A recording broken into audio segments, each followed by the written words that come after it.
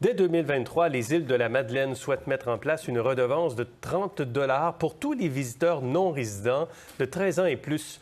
Un projet de règlement est d'ailleurs à l'étude et pourrait bientôt être adopté. Avec nous ce soir, Danielle Pillette, qui est professeure au département de stratégie, responsabilité sociale et environnementale de l'UQAM. Bonsoir, Madame Pillette. Bonsoir. Est-ce que les municipalités ont le droit de mettre en place ce genre de redevance? Oui, le pouvoir leur en est donné depuis quelques années déjà par la loi des cités-villes et par le code municipal.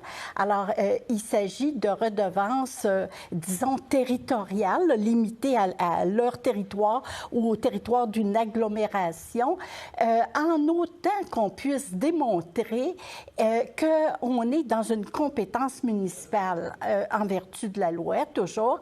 Alors, des compétences municipales, il y en a beaucoup et il y en a beaucoup dans lesquelles les municipalités s'investissent de plus en plus. Les municipalités étaient reconnues traditionnellement pour donner des services, distribuer des services, particulièrement à la propriété, des services en réseau. On voit maintenant que les municipalités s'investissent beaucoup en environnement, entre autres, en lutte au changement climatique, et donc ça doit impliquer une éco-fiscalité où les frais supplémentaires qui sont causés par des activités, souvent qui se soldent par des coûts marginaux importants. C'est-à-dire que, par exemple, si dans une ville, une municipalité comme les îles de la Madeleine, il y a différents...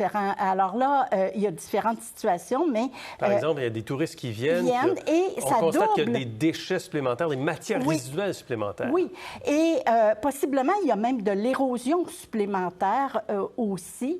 Alors, donc, pour toutes ces raisons-là, on met en place des mesures d'éco-fiscalité et on dit, c'est le principe de l'utilisateur-payeur. Donc, là, il faut que l'utilisateur qui n'est pas le contribuable et qui engendre des coûts marginaux importants, parce que juste, par exemple, pour le traitement de l'eau potable, si on double la population pendant l'été, ben là, on doit traiter beaucoup plus d'eau potable et ça implique possiblement un agrandissement de l'usine de traitement de l'eau. Alors, c'est là où les coûts deviennent très importants. Je veux vous soumettre les propos de Jean-Philippe Meloche, qui est directeur de la Faculté de l'aménagement de l'Université de Montréal, qui dit que le territoire des municipalités appartient au gouvernement du Québec. Là, on est toujours sur une créature du gouvernement et des municipalités, et que ce serait impossible aux municipalités de prélever une taxe sur une non-appartenance. Parce que c'est ça que les îles disent. Vous ne résidez pas aux îles, vous nous visitez, vous payez la taxe. Qu'est-ce que vous pensez de ça? C'est que, effectivement, les pouvoirs des municipalités sont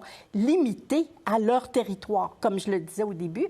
Mais, et puis, effectivement, les pouvoirs sont délégués par des lois provinciales. Alors, on a parlé ici du pouvoir réglementaire de redevance qui est donné par la loi des cités-villes et par le code municipal aux municipalités et agglomérations. Alors, il s'agit bien de pouvoirs et des pouvoirs qui sont reconnus aussi déjà. Ça existe déjà, les redevances.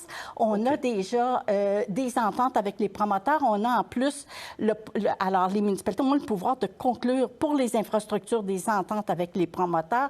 Elles ont le pouvoir en plus d'imposer des redevances. Donc, elles ont le pouvoir de le faire. Est-ce qu'elles pourraient faire autrement, cela dit? Par exemple, il y a une redevance sur l'hébergement, une taxe sur l'hébergement. Est-ce qu'on pourrait décider de taxer davantage l'hébergement? Bien là, ça prendrait une entente avec l'Association touristique régionale parce que, justement, il existe des redevances au niveau de certaines régions dans des champs sectoriels et qui sont reconnus par le gouvernement. Alors, on a la taxe sur l'hébergement. Les gens s'en rendent peut-être pas compte, mais dans beaucoup de régions au Québec, toute nuitée d'hôtels comporte une taxe sur l'hébergement qui est ajoutée et sur laquelle va s'appliquer aussi la TPS et la TVQ. Alors, c'est sur le total qu'on applique la TPS et la TVQ. Il existe aussi, toujours dans un champ sectoriel, des redevances qui sont imposées pour les constructions nouvelles à proximité du REM. Et c'est la Ville de Montréal ou les villes concernées, par exemple Brossard, qui appliquent cette redevance-là et qui la redonne ensuite, qui en redonne ensuite le produit à l'autorité métropolitaine. Il y a d'autres exemples de taxes et de redevances, dites-vous. Oui. En terminant, est-ce que vous pensez que ce que veut faire les Îles-de-la-Madeleine, d'autres municipalités vont vouloir faire ça aussi? Oui, probablement, mais peut-être pas avec...